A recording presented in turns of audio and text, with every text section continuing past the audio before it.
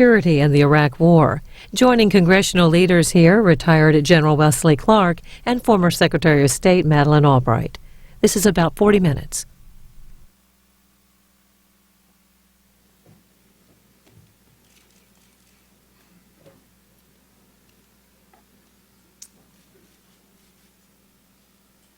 Today is an important moment for our country. America faces the greatest national security challenges of our generation, and great challenges call for real leadership. That's why we're here today. Before I begin, I understand President Bush is giving an Iraq speech right now. The President can give all the speeches that he wants, but nothing will change the fact that his Iraq policy is wrong.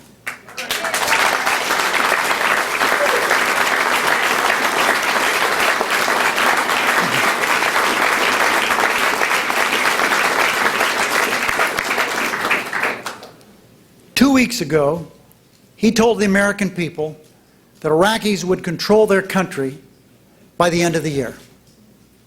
But last week, he told us our troops would be there until at least 2009.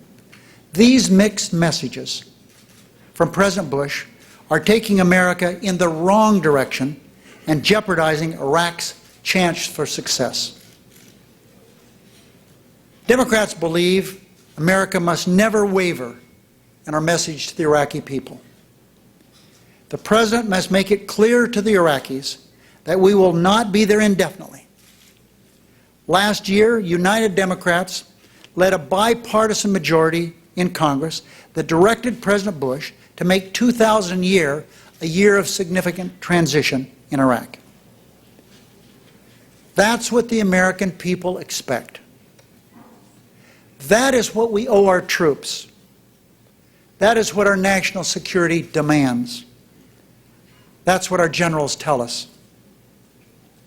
That is what the Iraqis need to hear if they're going to get their political house in order and have a real chance of securing their country. And that's what all Democrats believe. As Senate Democratic leader, I'm proud to stand here today with a team of men and women who understand what it takes to make America safe. There's four-star General Wesley Clark, who has successfully led our troops into battle. And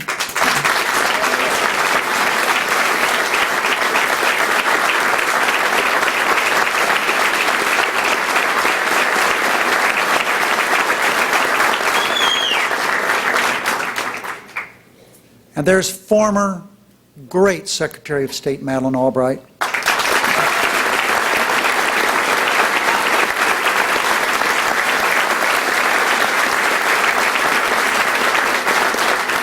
who understands that America needs friends and allies to keep our people safe here at home. There's Harold Schaitberger from the International Firefighters, who represents thousands of men and women on the front lines of the war on terror.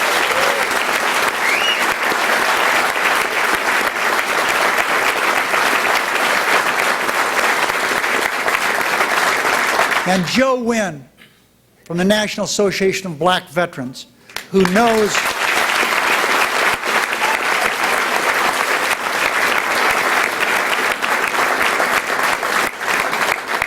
knows how important it is that America keeps its promises to those who serve.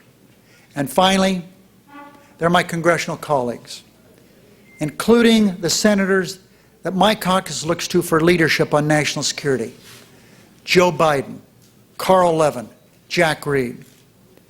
All of us understand that nothing we do is more important than protecting this great country of ours. That's why we're uniting behind a national security agenda that is tough and smart, an agenda that will provide the real security President Bush has promised but failed to deliver. Over the last 5 years, Democrats have watched with the American people as President Bush and the Republicans have moved America in the wrong direction. We've seen their dangerous incompetence. It's on display everywhere we look. It's on our Gulf Coast, where 4 years after 9/11, our homeland was dangerously unprepared for disaster. It's at our borders, where this week we were all shocked to learn how easy it is to smuggle into America nuclear material. It's in Congress, where Bush Republicans have rubber-stamped this White House's failures. And it's in Iraq, where our troops are bravely doing their job, but President Bush and his administration is not doing theirs. The Bush Republicans' dangerous incompetence has made America less safe.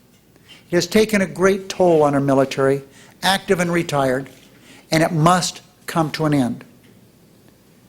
The Democratic real security agenda will take America in a new direction, one that is tough and smart.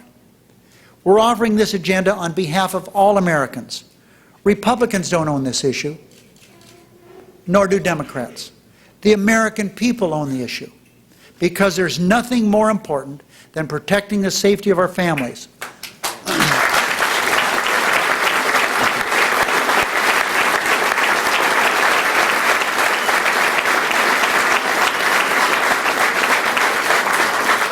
And we Democrats are all committed to getting it right. It's now my privilege to introduce a man who knows how to protect our country, General Wesley Clark.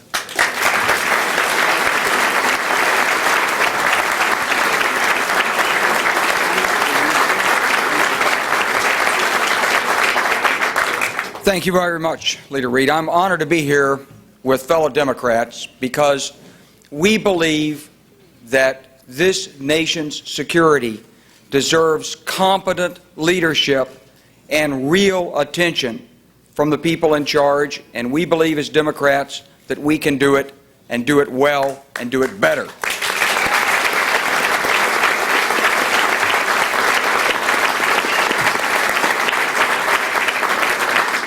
I spent 38 years in uniform. I started at West Point when I was 17. I fought in Vietnam, stayed with the Army after the war, helped, along with countless others, rebuild the Army as a volunteer force, helped train troops going to Iraq for the Gulf War in the late 80s and early 90s, worked in the Pentagon, helped plan missions for Haiti and Bosnia, helped negotiate a peace agreement. I was the commander in the operation in 1999 Allied force where NATO fought its first war, and we saved 1.5 million Albanians from ethnic cleansing under Democratic leadership.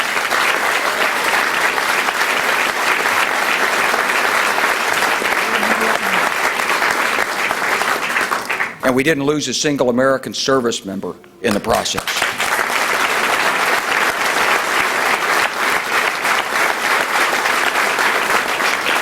After 9/11, the American people looked to the President for leadership, for security. But what they've been given is incompetence. That's the simple truth. In Iraq, we found an old adversary. We went to a war we didn't have to fight. It was purely elective. We went on the basis of hyped intelligence. We went because the administration, I guess, thoroughly believed they needed to go to war. And they picked Saddam Hussein as the target. We went without a strategy for success, lasting success. We went without adequate numbers of troops.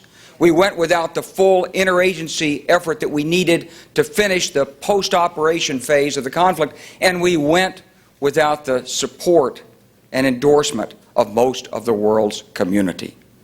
It was a strategic blunder, and it's been compounded by mistake after mistake in the aftermath. Our troops have done magnificently. The families behind have been brilliant.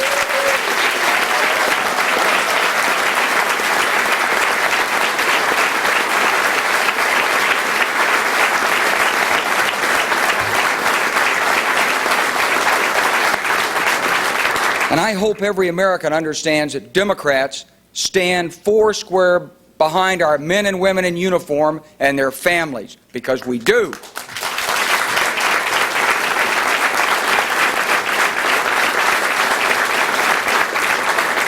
But this has been a failure of leadership. It's been a failure at the very top.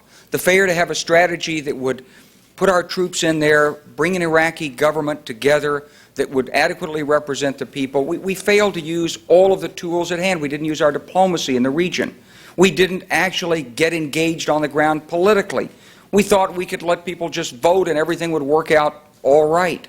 We haven't provided the kind of leadership that our men and women in uniform deserved.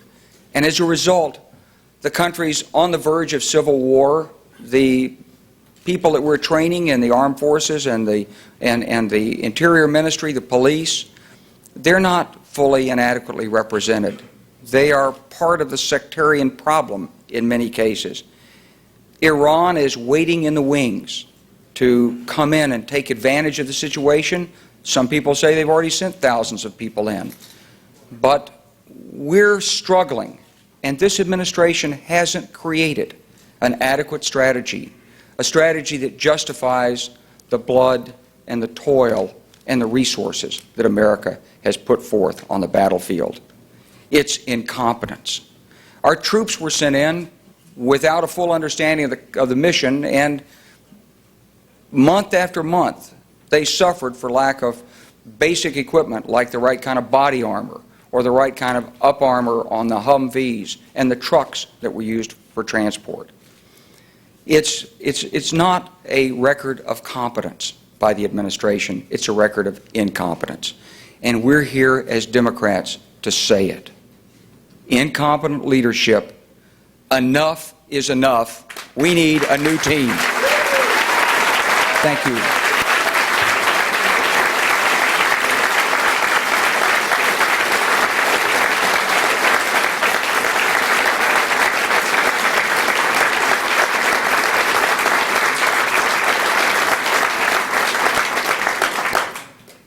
Right now, this administration is still so off course that it's actually trying to cut the strength of our National Guard forces, when every examination of the record says we need those men and women who are willing to serve, willing to answer their country's call, and they're available abroad or at home in case of natural disasters. Incompetent leadership. We can do better, and we must as a nation.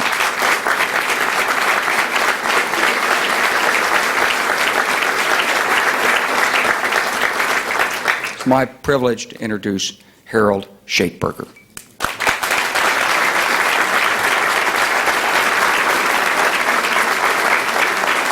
Thank you. Thank you, General. Since that tragic day almost 5 years ago, September 11, 2001, where the sacrifice of 343 of my members, New York's bravest, is etched into the minds of all Americans, the current White House administration has been long on rhetoric and praise for first responders, but has provided little in the way of meaningful resources and commitment to our communities. Just 6 months ago, when Katrina, Rita, and Wilma hit, we witnessed the result of that lack of true commitment, a complete breakdown of our government at every level. Following these storms, the emergency response operations continue to go on for days, and the federal government could have done much more to assist in the rescue mission. And although my members and members of the law enforcement community in the Gulf State region and in South Florida, just like so many of them here today with us, who are proud men and women who are standing on the front line every day, never leaving their post, continued their work, rescuing thousands of citizens and responding to hundreds of fires and related emergencies. The simple truth is they didn't have the support they needed to efficiently do their jobs, and people suffered and died needlessly as a result. The federal response to Katrina operated as if it had not just spent the last 5 years developing new systems for responding to major disasters. What was the point of creating the National Response Plan and the National Incident Management System if no one at DHS understood them or tried to implement them?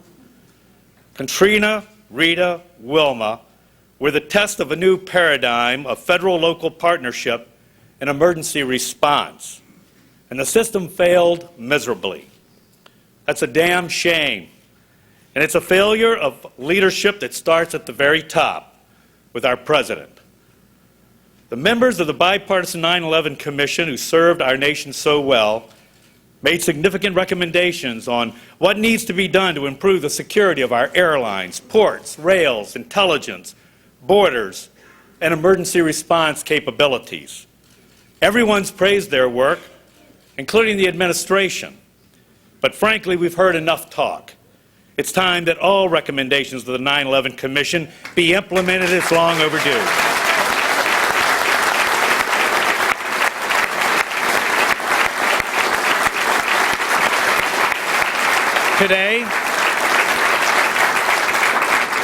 Today, almost 5 years after that horrific attack on our nation, America's hometowns continue to face critical staffing shortfalls of both firefighters and police officers, the ones who are always first in on any disaster and will be first in to the next terrorist attack. They still have not been provided the resources, staffing, training, equipment, and technology needed to do their jobs effectively and to protect communities and citizens they serve. Simply put, this administration has not prepared our nation to respond adequately to the next disaster. We can, we must, and starting today, I'm confident we will do better.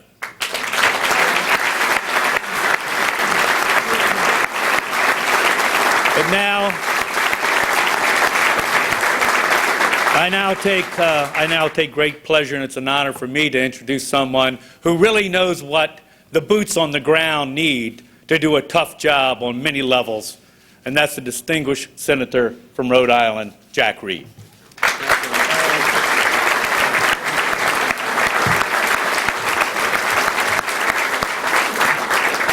Thank you, Harold. On September 11th, our nation was attacked. In the wake of those horrific images of planes flying into the World Trade Center and the Pentagon, citizens of all political persuasions joined together to support the president in his efforts to bring those responsible to justice.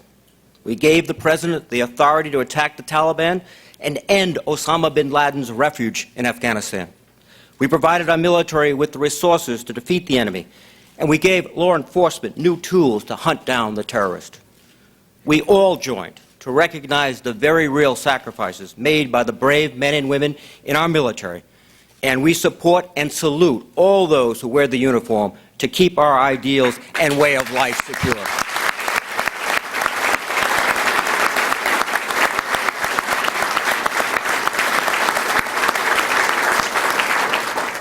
Democrats know that the world is a dangerous place. We know that the very real threats to America have to be answered.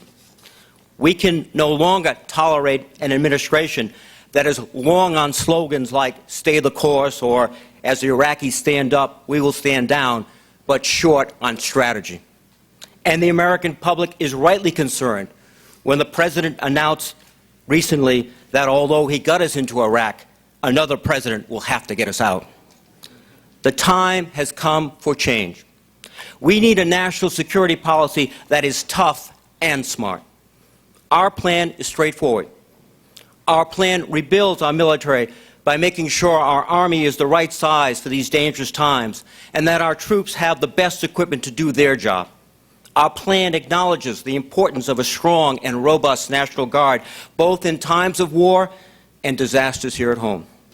And our plan honors our troops and their families by providing them with the assistance and benefits they've earned.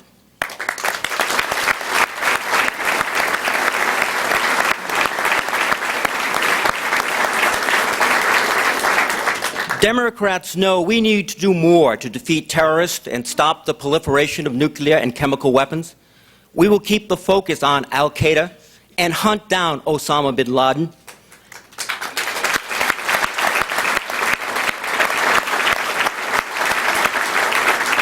And we recognize that Iran is a threat, and we'll make it a top priority. We'll make it clear to our allies that we want to work with them, and to our enemies that we're ready to fight for our ideals. Our plan ensures our firefighters and others have the tools and resources they need for homeland security. We will listen to the 9/11 Commission and put real resources and professionalism into securing our ports, nuclear plants, and transit systems. We will screen 100% of our nation's cargo.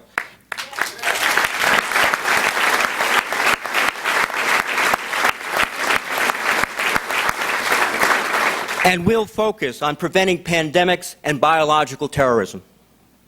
Our plan reduces our dependency on foreign oil and invests in alternative energy.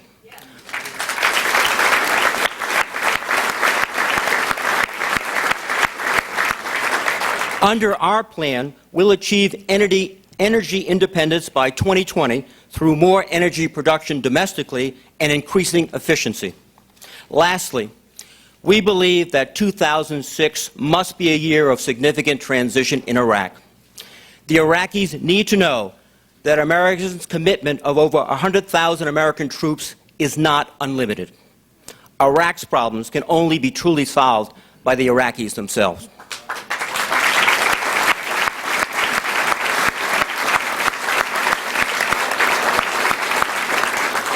We are engaged in a struggle against terrorists that transcends the boundaries of any one country. It is a generational struggle that summons all of our national power, not just our military strength. It is a clash of ideas as well as armed forces. It demands a strategy grounded in a realistic assessment of threats, not ideological presumptions.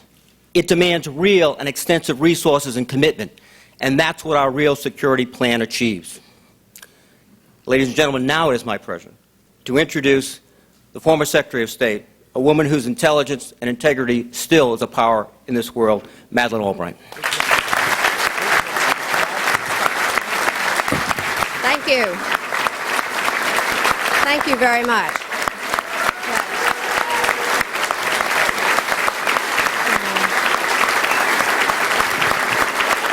This is actually for you.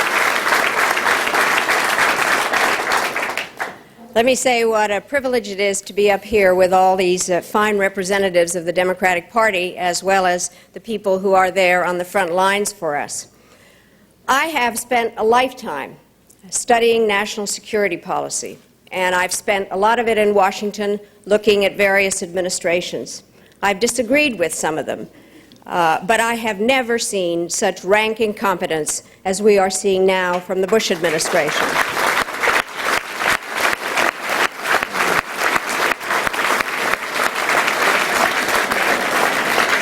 Every morning when I open the papers, I am horrified to see what has taken place and how many innocent people have died and what our troops are forced to do in a way that puts them in danger, and that we owe them everything because they have made us free, and I am dreadfully sad when I read the papers every day.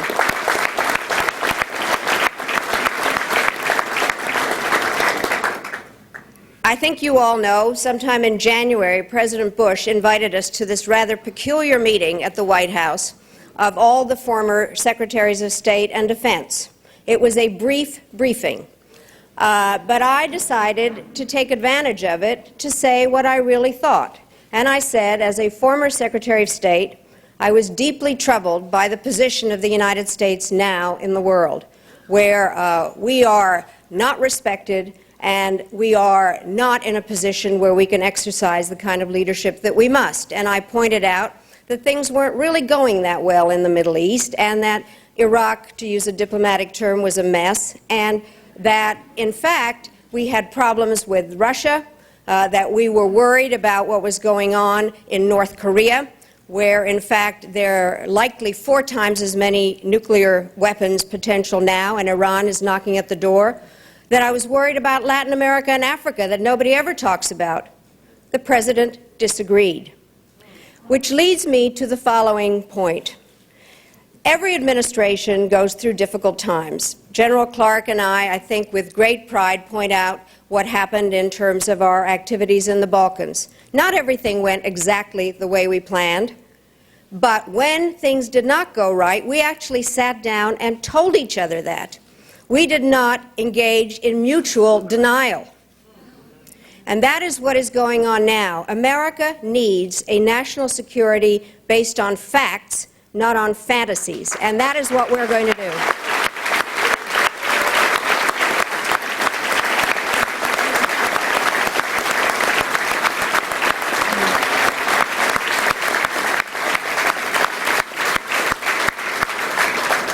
Nothing made me prouder than to sit behind a sign that says United States. I wasn't born in this country, and I know it to be an exceptional country, but we can't ask that exceptions be made for us. The United States benefits by a rule of law and an international community where we can cooperate with each other, and that is where real security comes from. Energy security, homeland security, national security, and that's what our Democratic Party stands for.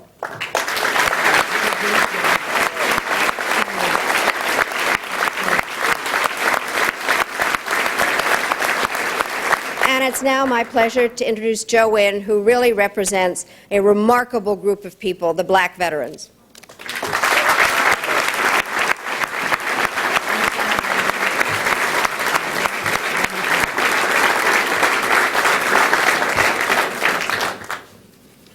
Thank you, Secretary Albright. Thank you, Leader Pelosi and Leader Reid.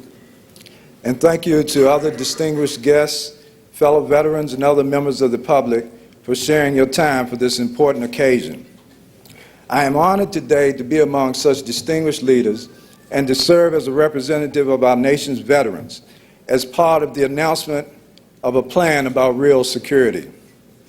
A plan that includes our men and women of the armed forces, as well as our veterans at home and around the globe, especially during these times while American soldiers are still, after more than 3 years, engaged in a conflicting war in Iraq and Afghanistan. My thoughts and prayers go out to those who are still in harm's way, and to those veterans who now have to live with disabilities incurred or connected to their active duty, and to the families of those who have fallen in battle. As a Vietnam-era veteran of the U.S. Air Force, assigned to the 66th Strategic Missile Squadron, I still have vivid memories of that military experience. I think about them often. Though I was fortunate and made it back to the world, as we used to refer to it, in mostly one piece, for those that return with loss of limb, mentally disturbed, or with other disabilities, I often remind myself, if not for the grace of God, go I.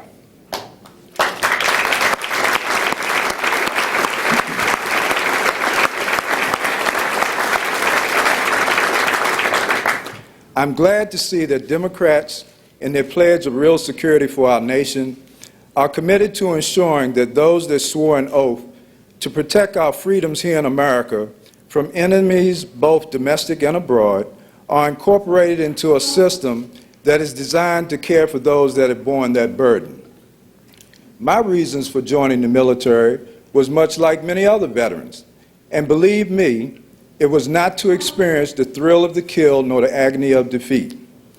I raised my hand, swore an oath, and signed a contract with the government, basically agreeing to obey orders and do my duty in exchange for better pay, a chance to see the world, education and training, and future well-being if I made it through. For the most part, history has shown that past administrations have sought to honor its part of that contract. But it appears that along the way, the system designed to provide for our country's veterans and those most deserving disabled as a result of their duty has become complicated to administer, overly burdensome, costly, and wrought with delays and inefficiencies. Under the Democrats' plan for real security, our veterans and survivors will no longer have to worry about receiving full health care, benefits, and compensation they have earned, and the educational benefits and opportunities for service-disabled veteran-owned businesses that they need for their future and their families' futures. And I'm glad to see that this plan also calls for an improved GI Bill of Rights for the 21st century.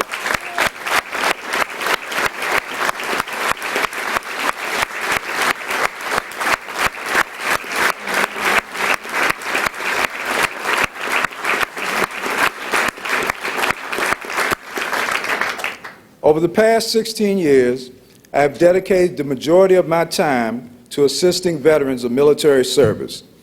As such, I truly believe that if the promises to our veterans were secured, veterans would willingly become the majority of our first responders for our homeland security. Many, as you know, are already our firefighters, police officers, trainers, and hardest workers. Veterans are our citizen soldiers of the 21st century. The Democrats, with their real security pledge, are on the right track for our military, National Guard, and veterans. This plan is good for America and is grounded in principles such as keeping promises to our veterans and their survivors, to our children and their parents. And it's also about commitment that will ultimately lead to attract and retain the soldiers, sailors, airmen, and Marines who later become our veterans. We must make this work. I want to thank leaders Reid and Pelosi and all Democrats in the House and Senate for standing up for our veterans. I like it when Leader Pelosi says, as she often does, that on the battlefield, soldiers pledge to leave no one behind, and that as a nation, we must always pledge to leave no veteran behind.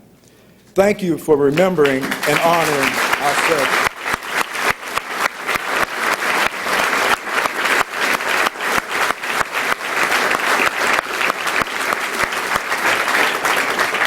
And now at this time, I'm honored to introduce Representative Ike Skelton of Missouri, ranking member of the House Armed Services Committee, and a true champion for veterans' rights.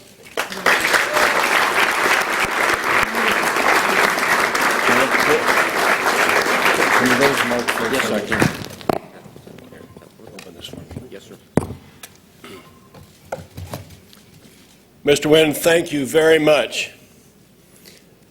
I'm from Harry Truman country.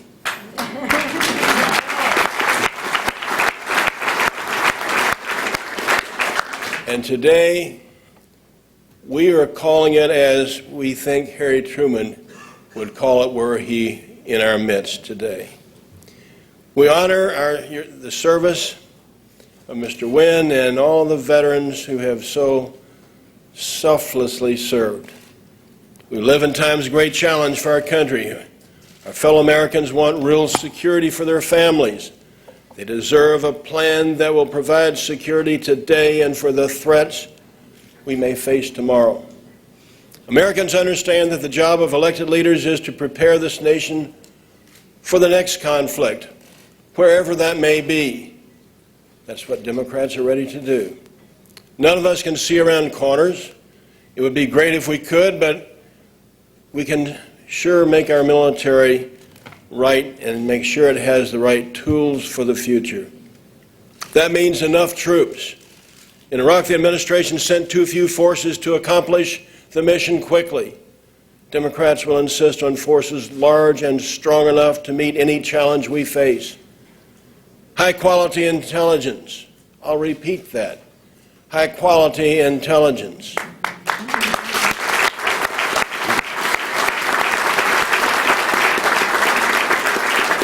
Superior training and education for our troops that will allow them to prepare for and adapt to any challenge.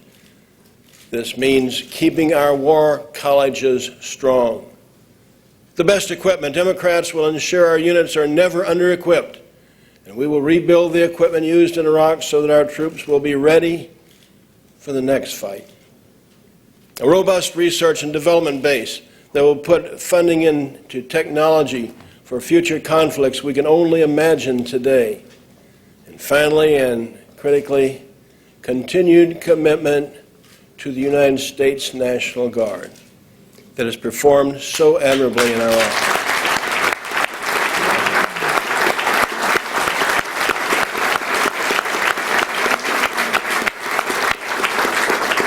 This administration is failing to provide the funding so fully to man the Guard, and Democrats will restore that funding. Democrats have a plan to prepare our military for the next conflict. We must. We also have a plan for winning the war on terror, to eliminate terrorist networks and breeding grounds with improved intelligence and special operations capabilities. As Iraq makes the transition to sovereignty and security responsibility for their own country, our military attention must shift back to the war on terror. Winning this war also means stopping weapons of mass destruction long before they reach American ports. We must massively increase funding for non-proliferation programs so that we can secure all loose nuclear material by 2010.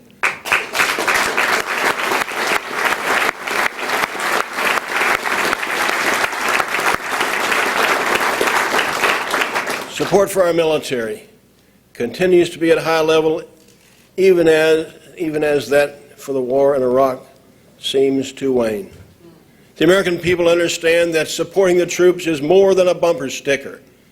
Those who serve our nation and their families deserve a real plan for real security. The American people deserve it. They deserve a change in leadership. You know,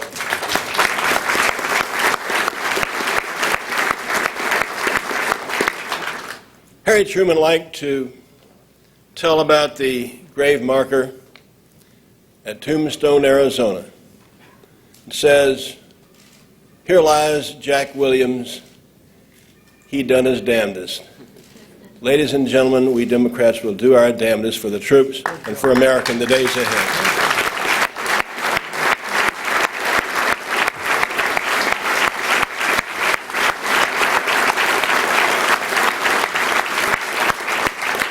It's my privilege to introduce to you a remarkable, outstanding, magnificent American leader, our leader of the Democrats in the House of Representatives, Congresswoman Nancy Pelosi.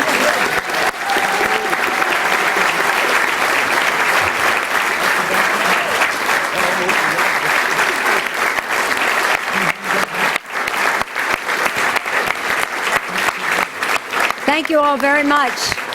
Let's hear it once again for the ranking Democrat on the Armed Services Committee, Ike Skelton. Thank you all.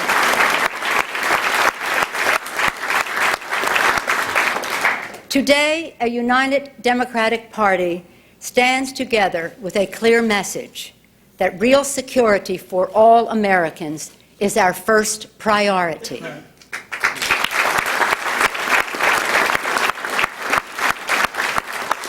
Democrats are committed to protecting our power to protect the American people and defend freedom for our people wherever it is threatened.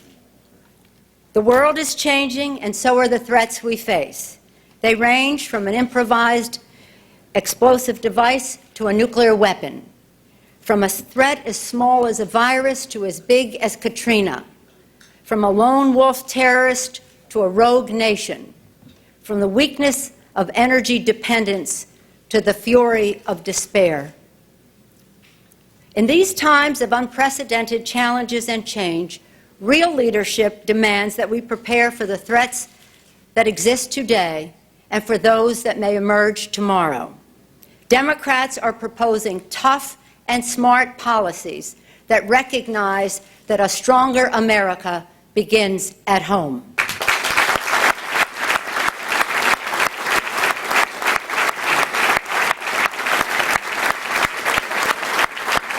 We are charting a new direction that is in the interest of all Americans and demonstrates that the Democrats are the party of real security, and we put it in writing. It's Spanish on this side. It's not upside down. English on this side. Democrats stand together to ensure unparalleled military strength, to defeat terrorism and stop the spread of weapons of mass destruction, to implement the recommendations of the 9/11 Commission, and we intend to do it on the first day we take over the Congress of the United States.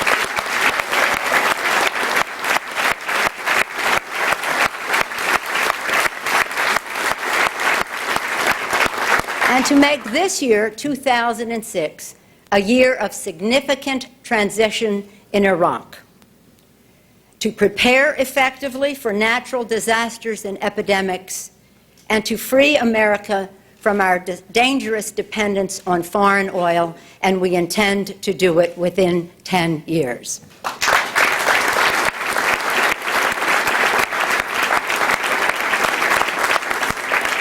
Secretary Albright, General Clark, President Schaeferger, Air Force veteran Joe Wynn, they have all fought for American security on the world stage, on the battlefield, and in our neighborhoods.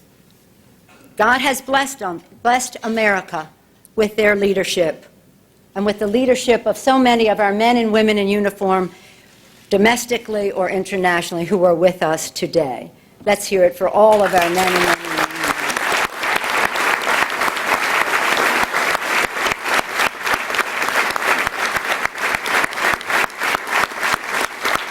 God has blessed us also with the patriotism, courage, and sacrifice of these brave men and women and wherever they serve in our country and throughout the world. We must honor these dedicated people by giving them all that they need to make our nation stronger and safe. Yes, we must give them the leadership that never again will they go into harm's way without the equipment they need and without a strategy for success to do their job and come home soon.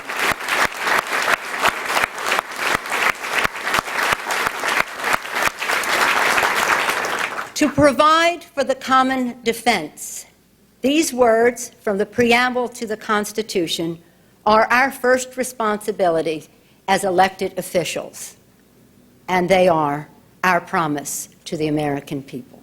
God bless America. Thank you all very much.